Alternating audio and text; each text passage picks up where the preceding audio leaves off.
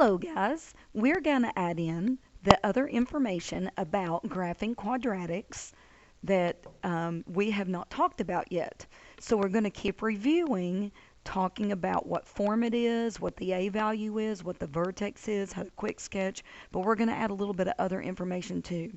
So if you'll look at this number 1 problem, do you see the first thing I'm going to say is that this guy is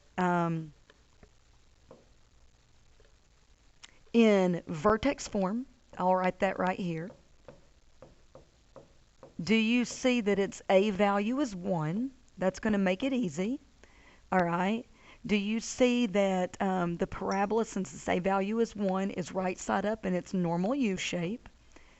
Can you look at it and say because it's x plus 2, negative 2 is the x coordinate of the vertex. Because it's minus 6, negative 6 is the y coordinate of the vertex.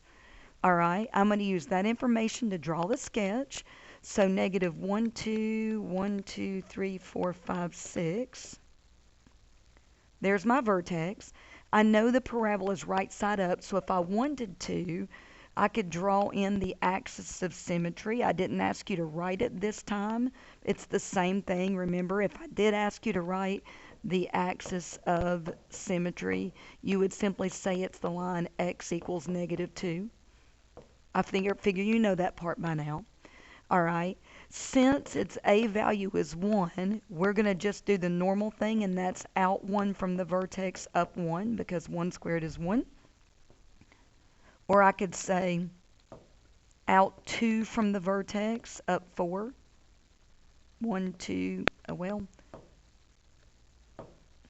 So out 2, up 1, 2, 3, 4. And since that one's 2 units away, I'll go 2 units on the other side. I'm having some issues with the computer. Let's see here. Now, before I do anything else, do you all recognize that it says it is less than, which means 2 things. That means that I am going to make it dotted, not solid, because it's less than, not less than or equal to.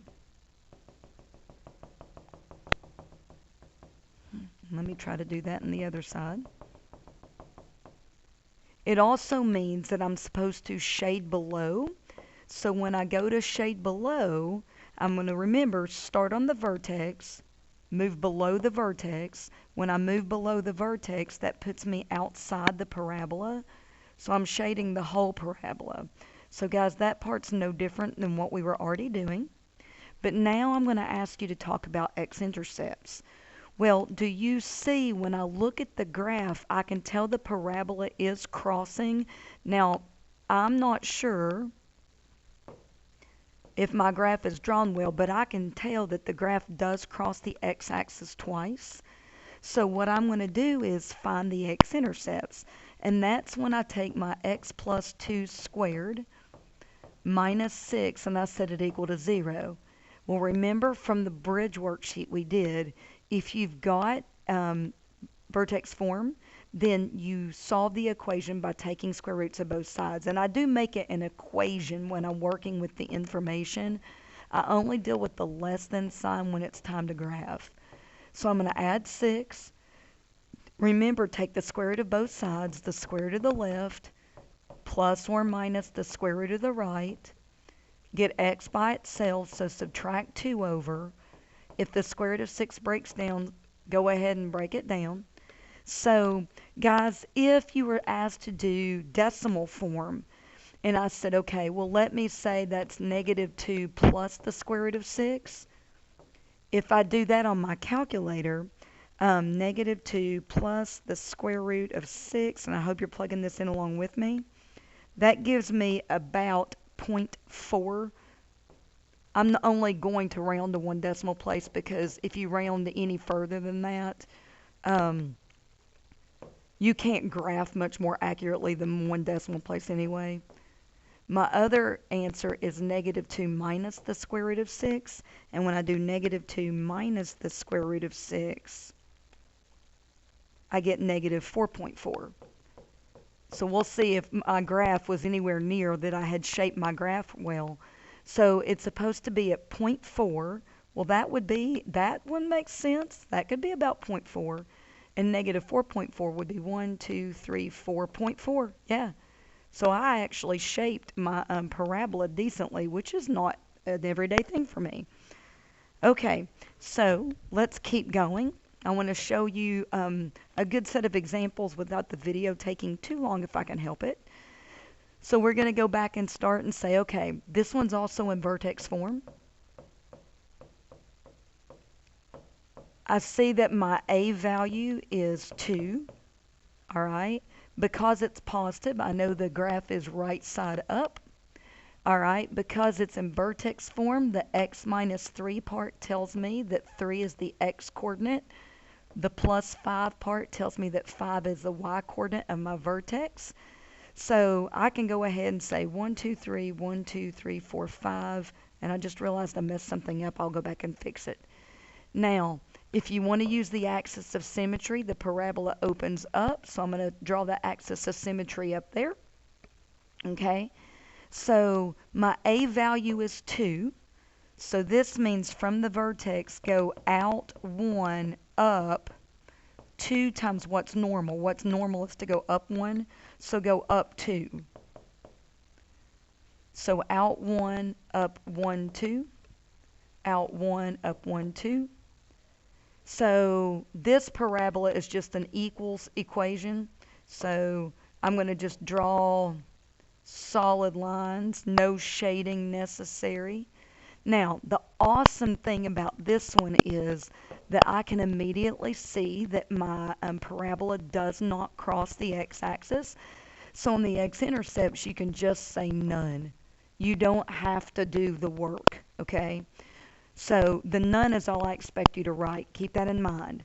I'm going to show you, though, if you did do the work, what you would wind up having is 2 times x minus 3 squared plus 5 equals 0. You're going to have 2 times x minus 3 squared equals negative 5. X minus 3 squared equals negative 5 over 2. Now when you take the square root of both sides, you're going to get plus or minus the square root of negative 5 over the square root of 2. Now, it's because you get the square root of a negative 5 that you start getting into imaginary answers. And imaginary x values mean no roots that show on the graph, no x-intercepts. So what you would do here to finish this off would be to say that x equals 3 plus or minus. So across the top, I say I have the square root of negative 10, which would be the square root of 10i. Square root of 10 does not break down. Across the bottom, I have plane 2. All right. But guys, it is not necessary to show the light blue work, because if I want the x-intercepts, I can already see from the graph that there is no x-intercepts.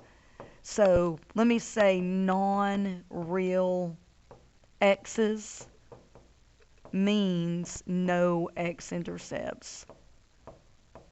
So if you can already look at your sketch and tell that, why do the light blue work? Why not just say there's no x-intercepts and move on? You got to celebrate those because they're less work. Now, I just realized I did never, on the last problem, I never addressed the y-intercept, and I realized when I got to this slide, so I'll fix it on the previous slide as well. But for y-intercept, guys, it's always what you get when you plug in 0 for x and then you fill in y. Well, in the problem above, if I were to say y equals 2 times 0 minus 3 squared plus 5, and I work that out, 0 minus 3 is negative 3 squared. Negative 3 squared is 9, so I'm following the order of operations. This gives me 18 plus 5, and so that gives me 23. Now, I'm going to plot the y-intercept if it's a reasonable size, but 0.23 is so way up there that I'm not going to do tick marks that high. But do notice, just FYI, if I were to extend this y-axis, and then I were to also extend this left leg of my parabola, from the left leg of my parabola on up, I mean, that y-intercept would be way up there, which I can see. Okay, that going all the way up there to 23, that kind of makes sense. Yeah. So you want to make sure that the algebra work you does fits with the graph. Well, look on this one, okay? Look right here.